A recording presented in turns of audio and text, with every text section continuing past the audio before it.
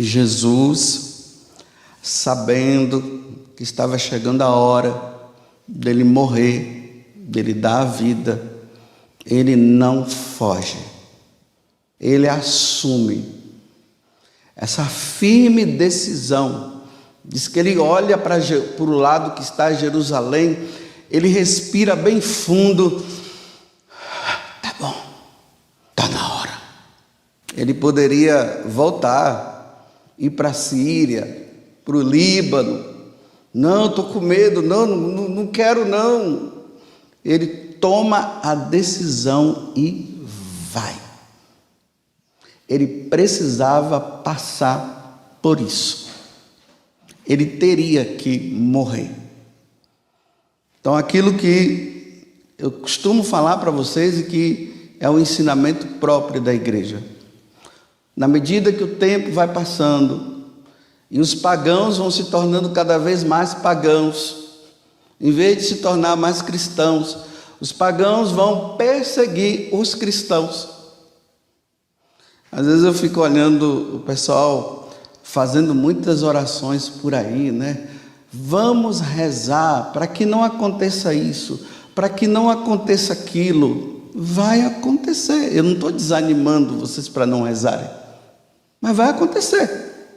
No dia que realmente acontecer esse tal tempo de perseguição, e a perseguição não indireta como está agora, mas a perseguição direta, alguns vão escapar, outros não.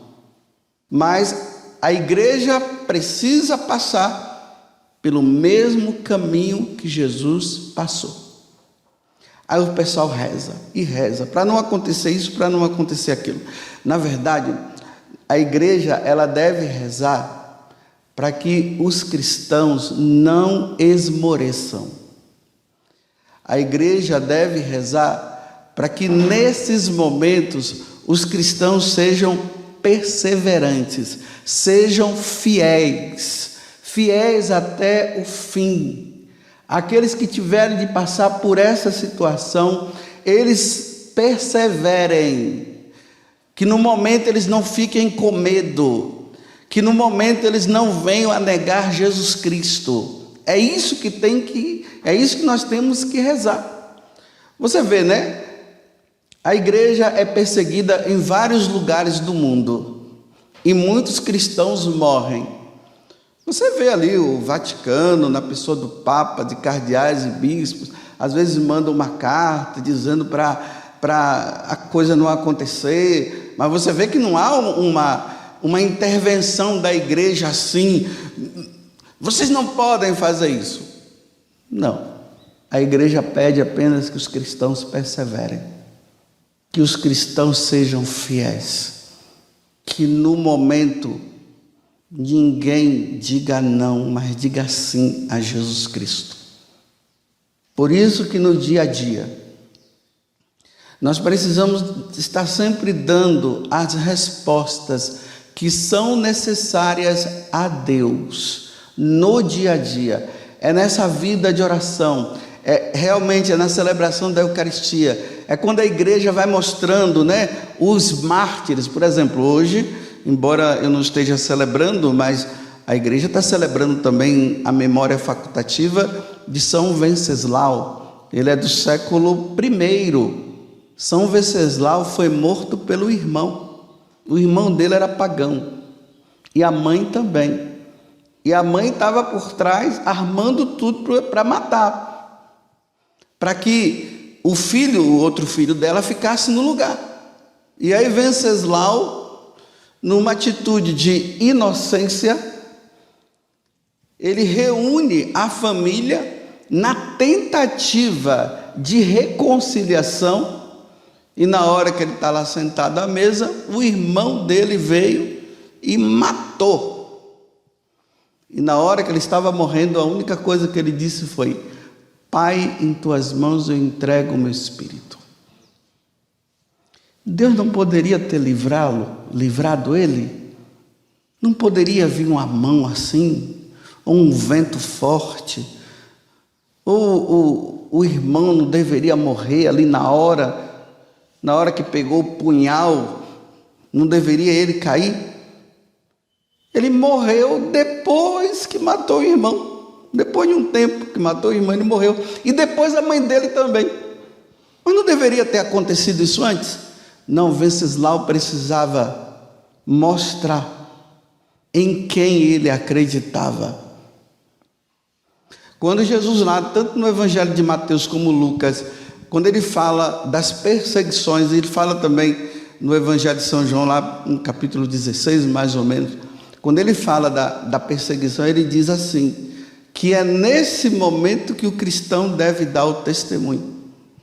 Não é o testemunho de dizer, Jesus, quero falar uma coisa para vocês, Deus me livrou. Aí Deus me livrou. Não, o testemunho verdadeiro é quando o cristão se assemelha a Jesus que morre, que dá a vida. E na verdade, não é ele que vai contar, né? Ei, morri por Cristo, não, porque ele morreu, ele passou dessa vida para outra. Quem vai dar o testemunho são os outros, os pagãos que se convertem diante do martírio do cristão, os cristãos que depois vão contar, porque é preciso passar desta vida para outra. Eu vejo as pessoas hoje numa ansiedade, e vamos rezar, e vamos pedir, a profecia de Nossa Senhora disse isso, e não sei o que, e fica aquela ansiedade. Não, vamos rezar com tranquilidade, e vamos enfrentar. Se tu fores, vai com Deus.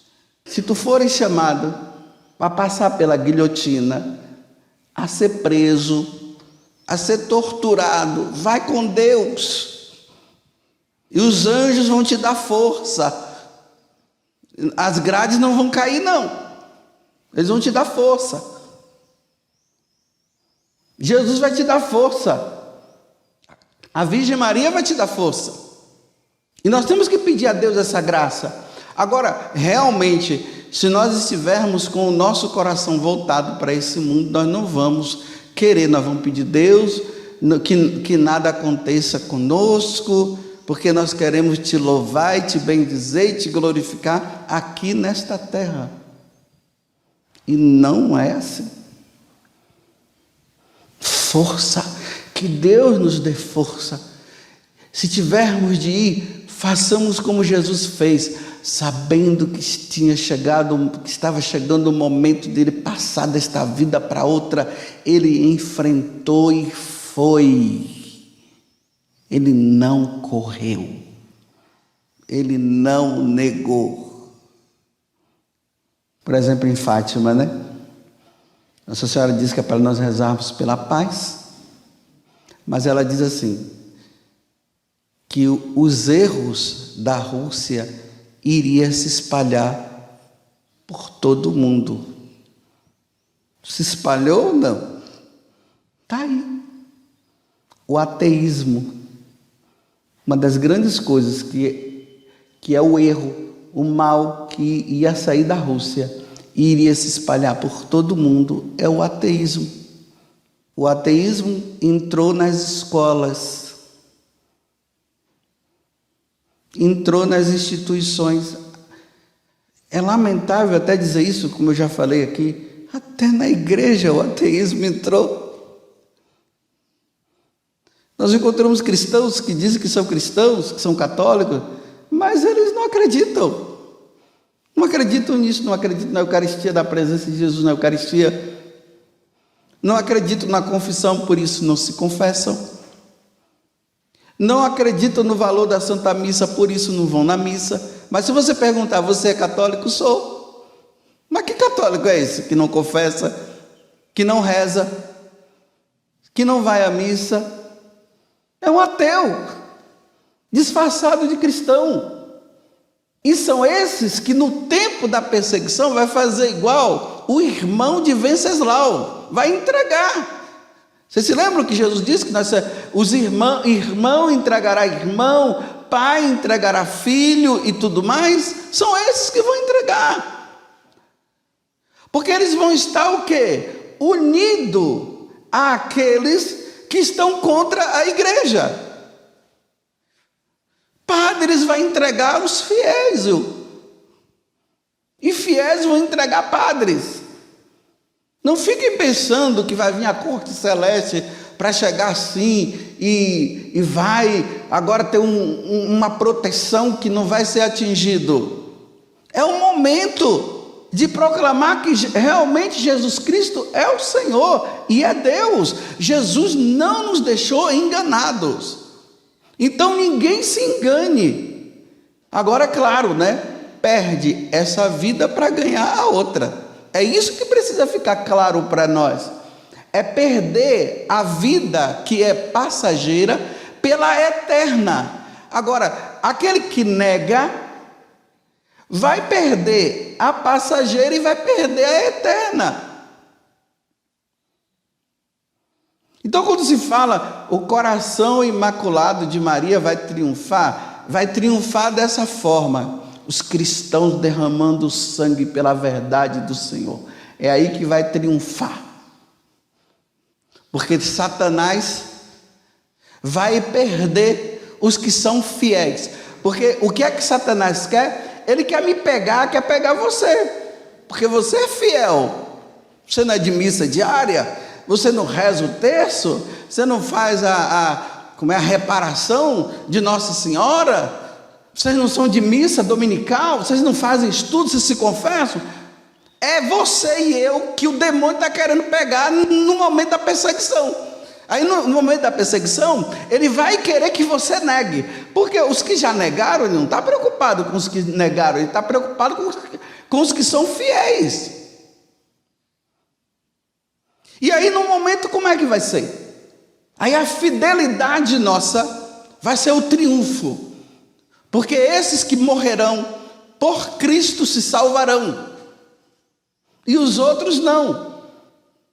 Só que o que é que o demônio faz? Faz com que nós desanimemos diante de situações, às vezes situações pequenas que vão acontecendo. Aí a pessoa larga a igreja, porque ele pediu isso, Deus não deu. Porque pediu aquilo também, Deus não deu. Porque Deus só realiza maravilhas na vida do outro. Aí nós ouvimos aquelas outras pregações que as pessoas dizem que Deus, e eu não estou dizendo que Deus não faz, porque Deus é Deus, mas nós nos apoiamos somente naquelas pregações do Deus da vitória, que Deus vai tirar disso, aleluia, glória a Deus, e todo mundo, como eu brinco aqui, e todo mundo bate palmas porque gosta disso, porque Deus vai te livrar desta situação, oh glória, aleluia. Aí faz isso, aquela voz assim, aí todo mundo bate palma, porque aquela voz faz com que a pessoa fique emotiva, né? Aí a pessoa, oh glória, bate palma, irmão. Aí vai aquele negócio todo. Está fugindo da realidade. A realidade, meus irmãos, é ir para Jerusalém e dar a vida. Essa é a realidade. Aí depois a pessoa se decepciona, porque ele diz que se rezasse, se fizesse isso, fizesse aquilo, aí não acontece e perde a fé. A realidade é essa. Teremos que passar. Meu pai morreu há uns 14 anos atrás. Ele não passou. Minha irmã também não passou. Eu não sei. E não estou dizendo para vocês que vai acontecer amanhã nem depois de amanhã. Mas que vai acontecer, vai. E nós vamos vendo que as coisas estão tudo caminhando para isso. As perseguições aos cristãos de forma velada. Não se pode mais falar isso, não se pode mais falar aquilo. Processo em cima. Não vai receber mais o dinheiro por estar recebendo, falando aí de Deus. É assim. Então você está pronto? Você está pronto para fazer assim, dizer assim? Vamos em frente. Se Deus nos livrar, tudo bem. Se não livrar, vamos em frente. Está pronto para isso? Se não tiver, comece a rezar, irmãos. Oremos, vamos pedindo a Deus. Deus me dá força.